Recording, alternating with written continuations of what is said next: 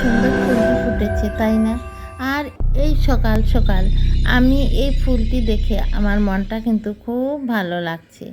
শুধু আমার না, এই ফুলটার কাছ দিয়ে যেই যাবে তারই মনটা খুবই ভালো লাগে। আর এই গাছটা কিন্তু 12 মাসই এই ফুল দিয়ে থাকে। আর সবাই নিশ্চয়ই চেনেন। আর যারা না চেনেন সে সকল বন্ধুদের উদ্দেশ্যে বলছি, এই গাছটাকে বলে মাধবীলতা ফুল, কেউ আবার মালতী ফুলও বলে থাকেন। গুড মর্নিং বন্ধুরা, শুভ সকাল।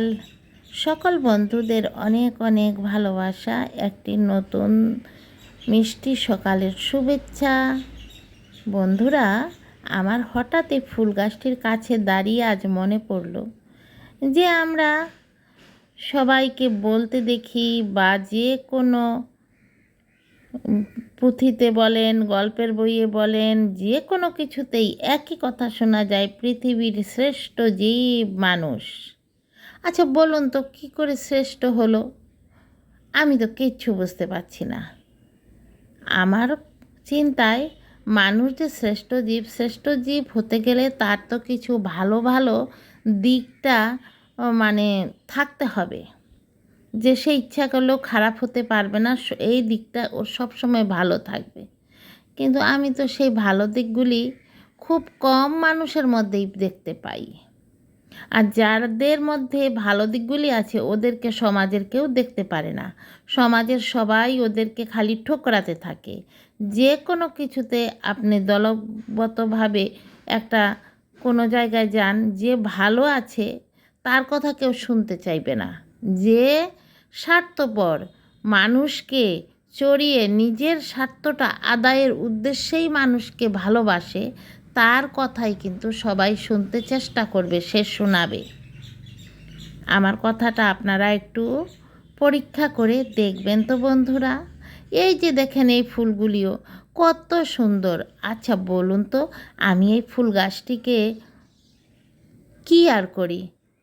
আমি অনেক সময় কাজের ঝামেলায় ওদের খুব গরম পড়লে জলও দিতে পারি না, এর জন্য আবার আমার মনে খুব ব্যথা লাগে। কিন্তু যখন আমি সময় পাই তখন একটু জলই দিই। আর কি করি? কিছুই তো করি না। তাদের আর কি খাবার দিই? তাদের আর তো কিছুই দেই না। কিন্তু তা সত্ত্বেও তারা দেখুন আমার জন্য ফুল হাতে নিয়ে দাঁড়িয়ে থাকে।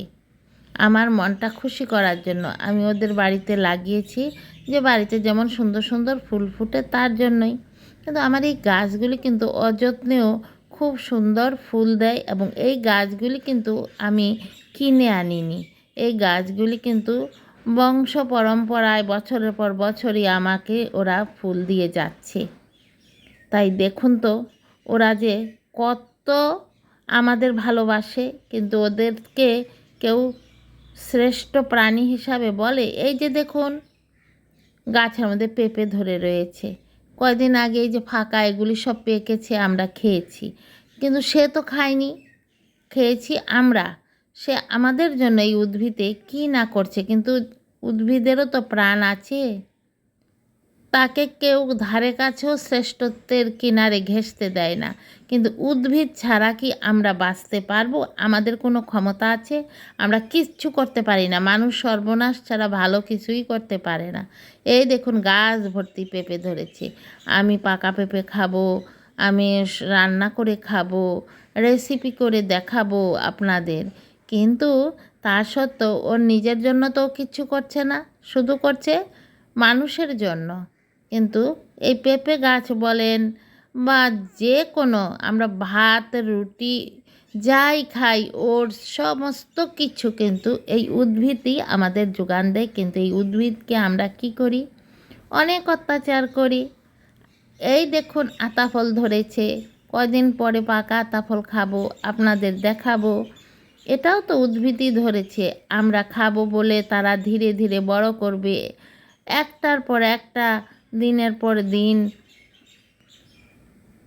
ওরা একটা ফলের পর আরেকটা ফল আমাদের যোগান দেয়, প্রতিটা সিজনেই। কিন্তু ওরা কি কিছু খাচ্ছে? আমরা মানুষ কি পাচ্ছি?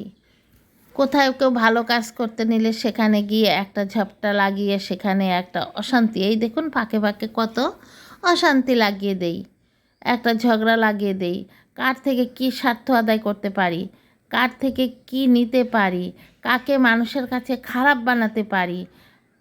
সে মানুষের কিছু ভালো করছে, মানুষ সবাই তাকে ভালো বলছে, আমার শরীরে জ্বালা হয়ে গেল, আমি ওকে কি করে মানুষের কাছে খারাপ করে দেব। এটাই হলো আমাদের মনুষ্যত্বের ধর্ম। খুব কম মানুষ আছে ভালো করে, ভালো চলে, কিন্তু তাদেরকে সমাজের আর অন্যান্যরা যে ওদের ভালো থাকতে দেয় না। আমার কথাগুলি কি ভুল? একটু বলে দেখুন তো, চিন্তা করে, আমি যে কথাগুলি ভুল বললাম না সঠিক বললাম। এরপরে দেখুন বন্ধুরা, কি যে জ্বালা আমাদের।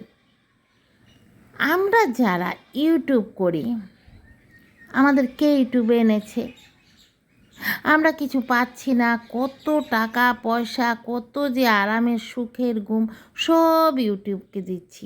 দেখুন বন্ধুরা, স্বামীর ঘর করা কিন্তু অনেক কঠিন, আগে সবাই মনে করতাম, কিন্তু স্বামী একদিকে কঠিন হলে আরেকদিকে কিন্তু স্বামী কিন্তু আমাদেরকে একটু মানে ঢিলা ভাব দিয়ে দেয়, একটু নরম হয় কোনো কোনো সময়। সব স্বামী কঠিন থাকে না, যারা কঠিন তারা কিন্তু এক সময় হলো বউকে একটু ঢিলা ভাব দেয়, বউকে একটু মানে নিজের মনের কথা প্রকাশ করতে বা মনে কিছু চাইলে সেটা করতে একটু সময় দেয়, এর নামই তো সংসার। কিন্তু এই যে আমরা একটা ফ্যাক্টরিতে কাজ করছি, আমাদের কোনো সময় নেই, কোনো ঢিলাভাব নেই, কোনো আদর নেই, কোনো নরম নেই। 19 থেকে 20 হয়ে গেলেই ওরা চতুর্দিকে আমাদেরকে একদম সিসি ক্যামেরা লাগিয়ে রেখে দিয়েছে। হায় কপাল! কেন, কিসের নেশায় এটাতে আমরা ঢুকলাম, কিন্তু কিছুতেই এই নেশা ছেড়ে চলে যেতে পারছি না। অনেক মনের ব্যথা, তাই তো ঘুম থেকে উঠে তা ভাবতে ভাবতে উঠানে একটু হাঁটলাম আর আপনাদের দেখালাম আমার বাড়িতে ফল ফুল। কেমন লাগলো সবাই একটি ছোট্ট ছোট্ট কমেন্ট করে জানাবেন, এবং সবাই একটি লাইক দিবেন। নতুন বন্ধুরা কেউ থাকলে অবশ্যই আমার চ্যানেলটি যদি ভালো লাগে তাহলে কিন্তু সাবস্ক্রাইব করে বেল আইকনটি প্রেস করে একটা লাইক দেবেন। আবার আমার কথাগুলি যদি উল্টাপাল্টা লাগে কেউ আবার পাগল ভাববেন না বন্ধুরা, আমি পাগল না। আমি যদিও মাতাল হই কিন্তু আমার তালে ঠিক আছে, কিন্তু বন্ধুরা আমি পাগল না। আজ রাখি, আবার আসবো, টাটা। ওই দেখেন বন্ধুরা, একটা পাখি, এই পাখিটার নাম কি একটু বলবেন তো কমেন্ট করে বন্ধুরা। দেখুন কি সুন্দর লাফালাফি করছে পাখিটা, দেখতে কিন্তু খুবই ভালো লাগছে, তাই না বন্ধুরা? এই পাখি, ওরা বা কী পায়? ওরা তো আমাদেরই মনোরঞ্জন দেয়, তাই না বন্ধুরা? আর ওদেরকেও আমরা বধ করে অনেকে এই পাখি আবার ভুরি ভোজে লাগিয়ে দেন। কত নিষ্ঠুর মানুষ, চিন্তা করলে মাথা ঘুরে যায়। শুধু নিজের স্বার্থ, শুধু নিজের স্বার্থ, শুধু নিজের স্বার্থ। তাই মানুষকে শ্রেষ্ঠ জীব উপাধি না দিয়ে যদি উপাধি দেওয়া হতো সবচেয়ে বড় স্বার্থপর প্রাণীটিকে, বলো তো? এক কথায় তখন সবাই বলতে পারতো মানুষ। এটাই মানুষের ধর্ম।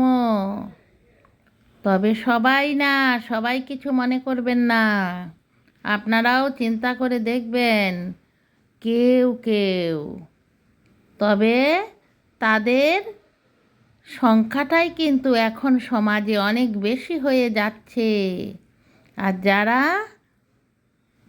মানুষকে ভালোবাসে, উপকার করে,